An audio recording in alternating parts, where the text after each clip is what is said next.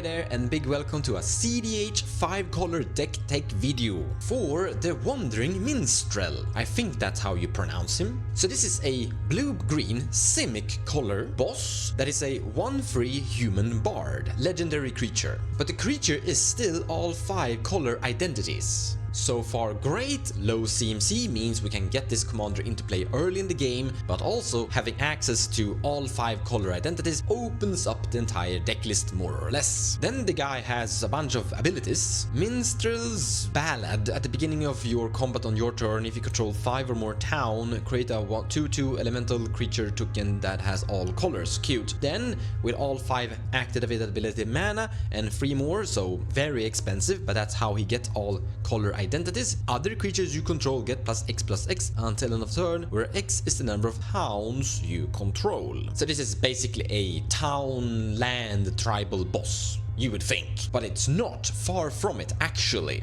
The reason this is cEDH viable is the first ability we haven't read yet. Lands you control enter untapped. In other words, this is Amulet of Vigor in the command zone. But why is that good? It's good because you can make land loops work. Let's just begin with Lumra, Bellow of the Woods. When Lumra enters, mill 4 cards, then return all land cards from your graveyard to the battlefield tapped. Except with the commander they enter untapped. But we also have Aftermath Analyst. When Aftermath Analyst enters, mill 3 cards. Then it has an activated ability, green and 3, total of 4. Sacrifice this creature, return all land cards from your graveyard to the battlefield tapped. But with commander in play, all the lands enter untapped. Now you might heard of the land Shifting Woodland. You can tap it, pay 4 mana, and if you have Delirium, 4 different card types in your graveyard or more, you can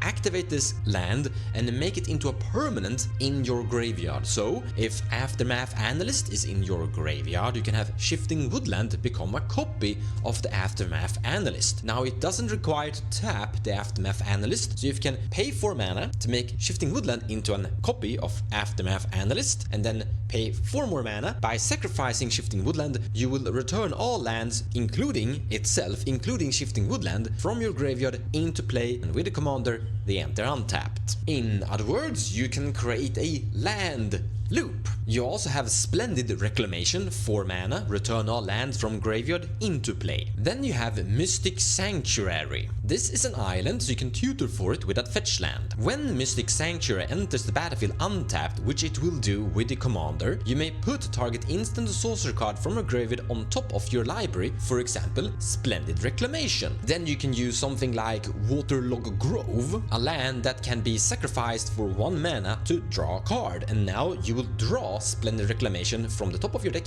into your hand. And now you can recast it. Except you need to have all your lands back into your graveyard, that is, which can easily be achieved with a lot of different variations of ways to sacrifice lands. The absolute best one might be Sylvan Safekeeper. This is already pretty much auto-included, you have it to protect your commander basically. But we also have Squandered Resources. Golgari green-black enchantment. Sacrifice a land, add to your mana pool 1 mana of any type the sacrificed land could produce. Perfect. Which will make the demand of lands to create the loop lower, because first you tap the land for mana, then you sacrifice the land, and that's gonna help you achieve the mana you need to create the loop of Splendid Reclamation over and over. We also have Mirror Pool. This land will synergize both with Splendid Reclamation and Lumra. So let's say we have Lumra and Mirror Pool in play, and a random effect that can sacrifice all of your lands. You can use Mirror Pool to make a copy token of Lumra, which is going to generate a Lumra ETB effect, but the Mirror Pool is going to the graveyard, and the token ETB will, the token legendary will die, so that's a part, but doesn't matter, because the token ETB will make all the lands from the grave, including Mirror Pool, come back into play again. And once again, with the commander, they all enter untapped. And here you can rinse and repeat, loop all your lands infinitely. But how are we going to win the game? Like looping lands, gaining infinite mana, so what? The commander doesn't actually win with infinite mana, because you're giving all your creatures +X+X, but what if we don't have enough creatures? And by by the way, what if we don't have any towns? I mean, we don't want to play bad lands, like towns are usually bad. So how are we going to win by looping infinite lands? Well, we have a bunch of alternatives. Barbarian Ring. You can sacrifice this by paying 1 red and tapping it if you have 7 or more cards in your graveyard and deal 2 damage to any target. And if you can loop a Barbarian Ring infinitely, you have infinite damage. Cephalid Colosseum. This is the blue version from the same Odyssey Threshold cycle. Pay 1 blue mana and sacrifice Cephalid Colosseum and force target player to draw 3 cards and then discard 3 cards. This can make you draw and discard until you find Barbarian Ring, or basically force all of your opponents to deck themselves. I would highly recommend just draw and discard yourself until you find Barbarian Ring or any other alternative. Mount Doom.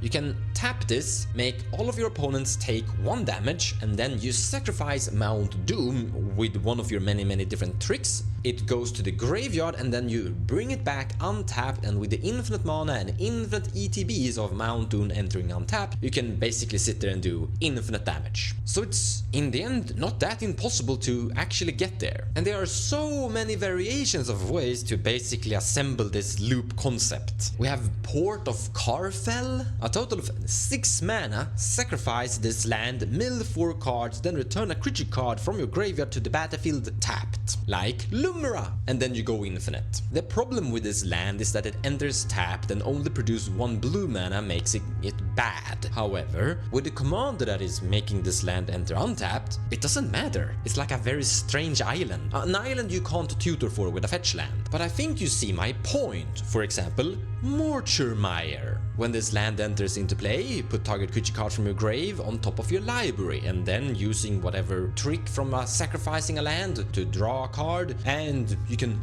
loop that whatever creature that you need, looping that Lumera for example. So what this commander ultimately does is opening up the possibility to play casual land archetype. I mean, we can suddenly play a lot of casual lands that somehow enters tapped and are really bad, but the commander is negating the negative part of them entering tapped, so it could be fine.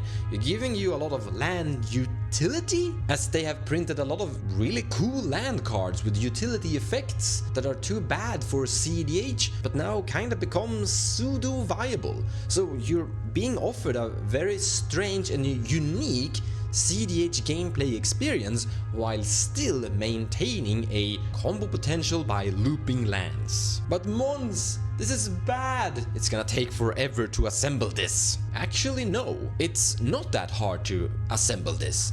The thing is that you have a lot of tricks to mass produce lands into play or just fuel your graveyard with lands. Once again, if you have a lot of lands in your grave, you have theoretically assembled your combo. So you don't need a lot of turns to put lands into play with your regular land drops, and you don't need a lot of spells to trick lands into play from your library. You just need to mill yourself, or you need to draw and discard stuff in general. Like if one of your opponents actually cast a Wheel of Fortune, they could accidentally set you up for victory on your next turn. But here I would love to mention NAUS. So lands comes with a very low 0 CMC, which means that NAUS is gonna be very effective of just digging through the deck quite fast, and you're gonna go through the entire deck list. By the way, I have a deck that played Francis Vice Smasher before this commander existed, VALAKUT NAUS. I will actually leave a link in the description below of this video to a Moxfield deck list for my VALAKUT NAUS if you wanna take a look at that. It's an older deck before this commander existed and before a lot of the other lands existed.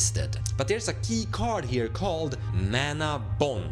It's a 1 green enchantment that reads, during your discard phase you can discard your entire hand, bad, but put your entire land, all the lands in your hand, directly into play.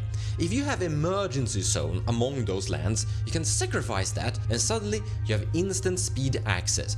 By the way, the lands from Mana Bond come into play untapped. Or they come into play as they should come in. So if they come into play tapped, they will enter tapped. But regardless, once you sacrifice emergency zone, you're still in your discard phase, you can cast your commander, and if you have a lot of ways to sacrifice various different lands here and there, you can make it going. By the way, if you had a forest in play already, then your shifting woodland will enter untapped as it's normally entering untapped if you have a forest in play. Then, with Lumra in your graveyard, remember, we probably discarded Lumra with Mana Bond, and then you make Shifting Woodland become a copy of Lumra, and boom, you have Lumra in play, and you're ETBing all the lands from your graveyard, this time entering untapped, best because you have your commander in play. We also have Hermit Druid.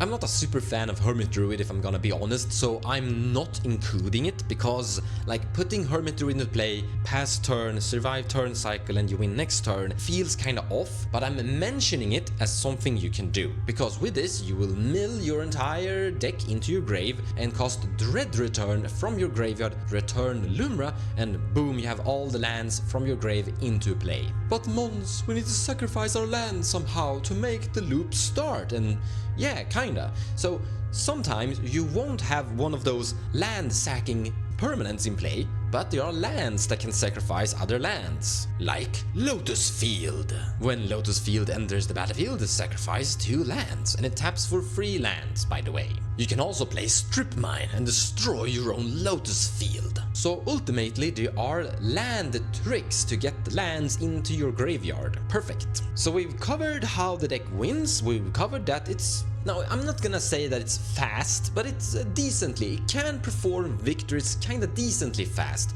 Trust me, you can get lands into play and lands into your graveyard with a lot of really fast tricks, so it's not terrible in the speed concept. Second, or third rather, we still have a lot of space left for other utility tricks, but I've also mentioned that some of your lands will help you with interaction. For example, Barbarian Ring, if you have a Threshold, will be able to interact with creatures here and there, and Cephalid Colosseum is good at interacting with a Thassa's Oracle. But what about the game plan outside trying to win? What if nothing is going according to plan? What if we end up in a grind fest? What if we end up in a game where everyone is sitting and activating Thrasius or drawing cards with heuristic studies? Here's the cool part, you actually have some really bursted value potential here. For example, a lot of the cards you play are casual super ramp concepts. For example, if you've milled yourself or sacrificed a lot of your lands to your graveyard and you don't really have a way to win, still, casting Lumra or Splendid Reclamation